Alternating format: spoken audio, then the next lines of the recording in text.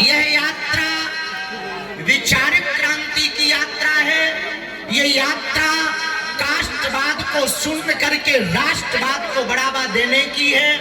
इस यात्रा में हम लोग 10 दिनों तक रोज सुबह राष्ट्रगान, हनुमान चालीसा के साथ अपनी पदयात्रा 7 संकल्प लेकर प्रारंभ करेंगे और नाम जप करते हुए धर्म ध्वज आगे चलेगा, उसके पीछे हम सब चलेंगे। धर्म ध्वज के साथ साथ चलेंगे, धर्म ध्वज से आगे नहीं चलेंगे। जहां जहां विश्राम होगा वहां अखंड कीर्तन होगी। जहां जहां विश्राम होगा वहां पर गौ माता का पूजन होगा। जहां जहां विश्राम होगा भोजन और भजन दोनों की व्यवस्था होगी। इन 10 दिनों में हमको एक बात याद रखना है, बालाजी का मिलन बांके बिहारी से हो रहा है। यमुना मैया का मिलन वृंदावन वाली यमुना जी से हो रहा। माया और शक्ति की नगरी से यह यात्रा माधव और भक्ति की नगरी वृंदावन तक जाएगी। बोलो जय सिया राम, जय सिया राम। हरे हरे भारत हिंदू राष्ट्र की, सत्य सनातन धर्म की, गौ माता की, छुआछूत की करो विदाई, हम सब हिंदू। छुआछूत की करो विदाई, हम सब हिंदू। भेदभाव की करो विदाई, हम सब हिंदू। हम सब हिंदू, हम सब हिंदू। अब लोग हमसे आज पूछ रहे थे कि बाबा पदयात्रा से क्या होगा। सुनो, एक तो हिंदुओं का डर खत्म होगा,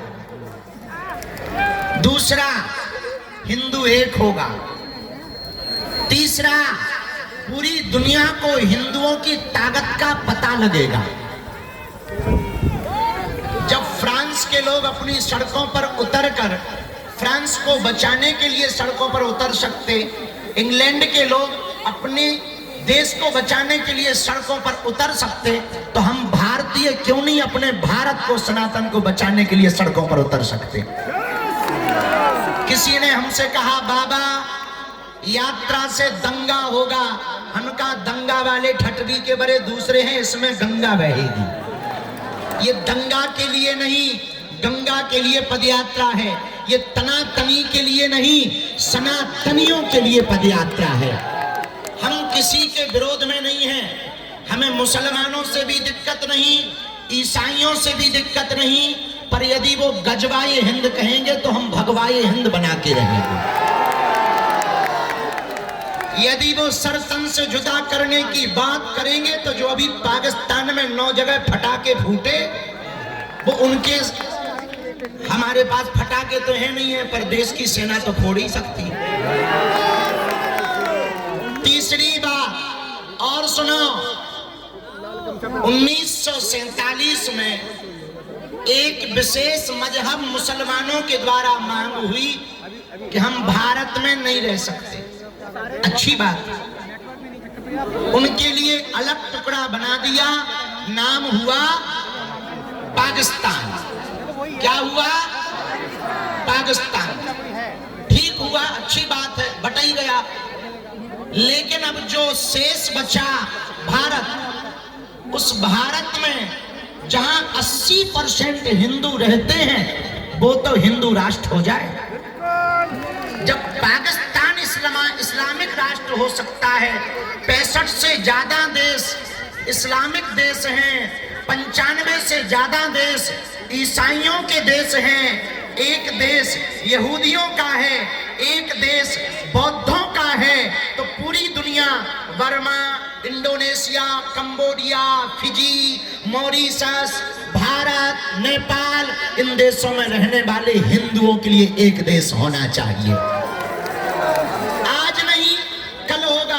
किसी ने कहा बाबा हिंदू राष्ट्र की डेडलाइन क्या है? हम कहा होगा जिस दिन तुम्हारे जैसे पढ़े लिखे नक्कटा हिंदू राष्ट्र की मांग करेंगे, उसी दिन भारत हिंदू राष्ट्र हो जाएगा। चौथी बात, बहुत विनम्रता पूर्वक सुनो, हम लोग ये पदयात्रा जो कर रहे हैं लड़ाई के लिए नहीं, हम तलवारों की लड़ाई पर भरोसा नहीं करते, विचारों की लड़ाई पर भरोसा करते हैं।